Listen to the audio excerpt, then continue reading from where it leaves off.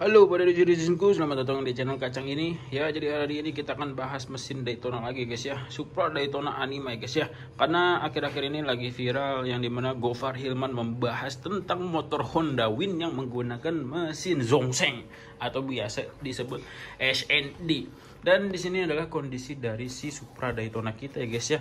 Kondisinya bisa dibilang cukup memprihatinkan karena hanya dirawat seperti ganti olinya saja, sama dirawat untuk bersih-bersih dikit aja. Dan ini tuh penyebabnya kenapa kayak begini, dikarenakan adanya koceng ya. Koceng suka kencing di sini karena di depan ada lawannya. Di depan itu ada lawan si empus, jadinya dia suka menandakan daerah otoriternya. Nah, ini tuh jadinya seperti ini tuh, ada jamur-jamurnya, tapi tetap aman-aman aja karena ini tuh agak berpengaruh ke performa, hanya saja looknya aja yang kurang estetik. Ya dikarenakan memang kucing memang suka buat beristirahat di sini. Dan ini tuh bisa dibersihin guys, gampang, nanti tinggal dibersihin aja. Karena seminggu sekali ini motor emang dibersihin, tapi ya gitulah pokoknya kondisinya.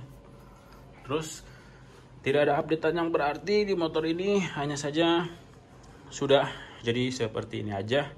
Yang terakhir kan kita udah upgrade knalpot, headernya udah diganti. Nah ini masih sama kayak video yang sebelumnya. Shockbreakernya juga sama, masih punyanya KTC Extreme. Velgnya juga masih sama, menggunakan BRT CM2. Dan depannya menggunakan bagian rem dari Sonic. Semuanya masih fungsi, normal-normal aja. Masih fungsi, pokoknya semuanya masih fungsi lah. Cuman sedikit berdebu gitu. Dan di sini fokusnya konten ini kita akan bahas tentang statementnya Om Gofar atau Bang Gofar Hilman, yang dimana dia bilang bahwa mesin Daytona Anima 190cc ini kurang nyaman dipakai harian. Jawabannya ya memang betul, si Daytona Anima 190cc ini kalau dipakai harian terus ketemu macet-macetan itu memang kurang asik ya guys ya. Dikarenakan memang mesin ini terlalu agresif. Karena mesin ini tuh depannya 4 klep guys. Di sini mesinnya itu 4 klep. Nah, di sini depannya itu menggunakan 4 klep. Yang 4 klep ini menandakan kompresinya itu padat, terlalu tinggi lah. Bisa dibilang kompresinya 14 kalau nggak salah kompresinya. Jadinya mengakibatkan mesinnya terlalu agresif. Kalau ketemu macet-macetan jadinya nggak enak sama warga atau sama tetangga sebelah. Disangka kita terlalu agresif, atau bisa dibilang apa ya, nyeleneh, atau apa ya bahasanya ya, arogan. Iya, bahasa tepatnya adalah arogan. Kita disangka sama tetangga kita atau orang-orang di sekitar kita, arogan banget sih lu bang naik motornya. Padahal emang digas sedikit pun di motor ngaclong ya guys ya. Karena komposisi dari motornya, bobotnya yang kecil, yang nggak nyampe 100 kilo, tapi mesinnya kapasitasnya 190 cc. Jadi itu sangat gede banget ya, dan slip engine. Di sini juga gue menggunakan gas spontan uhuy, tapi nggak yang uhuy amat. Di sini gasnya tuh masih bisa muter panjang. Kita coba aja nih. Masih no. Jadi muternya panjang. Kan kalau gas spontan uhuy itu cuma tek tek tek. Ini masih panjang. Ini masih aja agresif di motornya. Padahal di sini kita tutup dulu nih joknya ya. Di sini tuh karbunya pakai PE25. Yang punya gue nih PE25. Yang dimana PE25 ini nggak terlalu agresif guys. No, PE25 terus ini masih agresif. Bayangin kalau misalnya lu pakai PWK 30, PWK 28, wadadau, digidau, bisa-bisa standing dan terbang. Jadi statementnya Bang Gofar Hilman itu bilang bahwa mesin ini kurang cocok buat harian, ya memang benar apa adanya. Karena kalau dibandingkan dengan Zongseng atau SND yang kayak punya Gofar Hilman itu, mesinnya dia yang dia punya itu cuma 2 klep dan kompresinya itu cuma 12 apa 10 gitu. Nggak sebesar ini. Ini tuh kompresinya 12 punya, 14 punya nih, 14 banding berapa gitu, lupa gua. Pokoknya kalau gua salah tolong dikoreksi ya. Kalian bisa cek waktu gua tes dyno tuh kompresinya itu gede aja, pokoknya 14-an kayaknya sih kompresinya, kayaknya 14-an. Terus horsepowernya itu 24, di angka 24. Ini mesin lebih gede horsepowernya daripada si GSX. Padahal GSX itu sama-sama 62, tapi GSX horsepowernya itu cuma dapat di angka 17. Nah, kalau ini HP-nya tuh nyampe 24 horsepower. Lagi-lagi ini semua dari pengecekan gua. Tapi untuk kompresinya bisa dikoreksi ya guys ya, gue lupa kompresinya. Kalau kompresinya tuh 14 atau berapa, pokoknya dia lebih tinggi daripada punyanya si SND. Dan tulis di kolom komentar kalau misalnya gue salah. Di sini gue juga udah upgrade pakai oil coolernya Morin, dan di sini kelistrikan semua tidak diganti, bawaan dari Daytona. Terus keunggulannya dari Daytona ini ya dari spek tenaga lebih besar memang, cuman kalau dibandingin sama SND untuk harian dengan cc yang sama lebih enak SND karena dia udah ada electric starter. Kalau Daytona sebenarnya ada, cuman harganya lebih mahal daripada yang ini. Kalau punya gue tuh Kickstarter only, karena kalau misalnya pakai electric starter karena kompresinya yang padat itu, kalau salah-salah starter atau salah-salah settingan bisa buyar. Terus di sini juga businya, kekurangan dari Daytona, businya tuh kecil. Businya kayak punyanya motor 400 cc. Itu susah banget nyarinya. Harganya 300 ribuan. Sedangkan Zhongsheng sama kayak businya Karisma setahu gua. Dan itu informasi yang gua tahu berdasarkan apa yang pernah gua cari waktu itu ya guys ya. Jadi kalau misalnya ada salah-salah tolong dikoreksi. Mohon maaf ya karena gua memang bukan pro dalam bidang permesinan. Jadi memang awalnya juga kan beli mesin ini untuk sebuah hadiah ya guys ya. Terus di sini juga steering armnya juga udah diganti pakai DKT. Jadinya ini motor bobotnya emang udah ringan banget.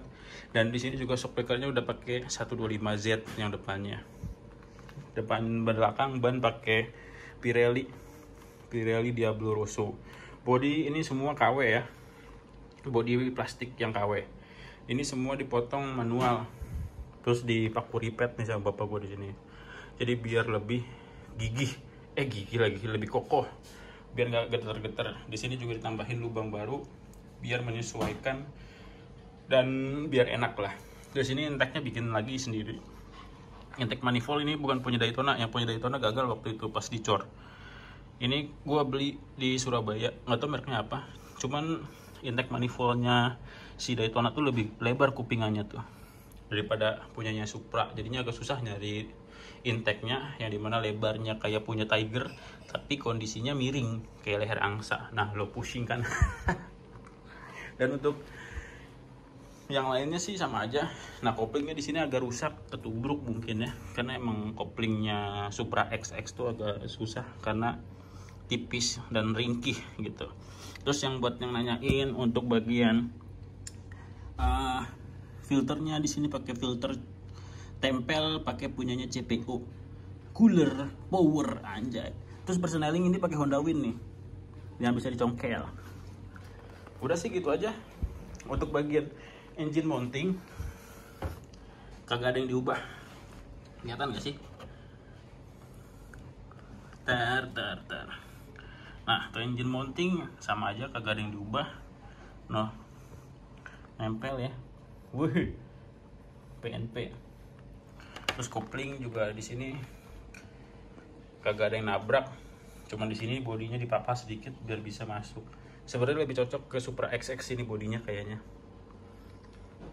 Kalau rangka semua sama nih, di bagian belakang juga sama, no, masuk.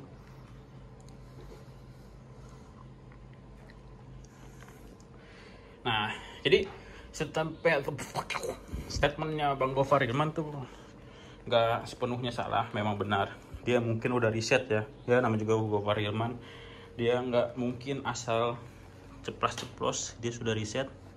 Dan ya kalau misalnya kalian pengen punya mesin yang overpower di motor bebek C series atau di motor Honda Win C series, lebih baik sih ngambilnya Zhongsheng. Cuman ya kalau gua boleh saran sih, kalau misalnya motornya bukan harian, mendingan sekalian ambil Daytona aja sih kalau kata gua. Cuman kalau buat harian pengen upgrade, mending Zhongsheng, spare partnya lebih banyak. Cuman konon katanya, kata anak-anak winter dahulu, Zhongsheng itu ringkih, mesinnya gampang rusak, katanya sih seperti itu. Karena Zhongsheng itu ngeluarin mesin gak cuma satu, gak cuma mesin slip engine ini, ada banyak banget Zhongsheng lainnya, dan diambil atau di rebranding sama orang Indonesia namanya SND, yang diambil sama si Om Gofar Hilman atau Bang Gofar Hilman. Jadi seperti itu ya updatean tentang Supra Daytona Anima, cerita singkat ya guys ya.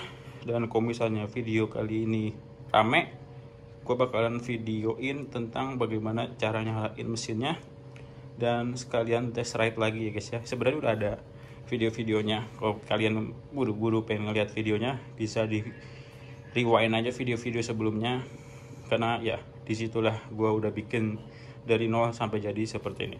Oke, jadi gitu aja.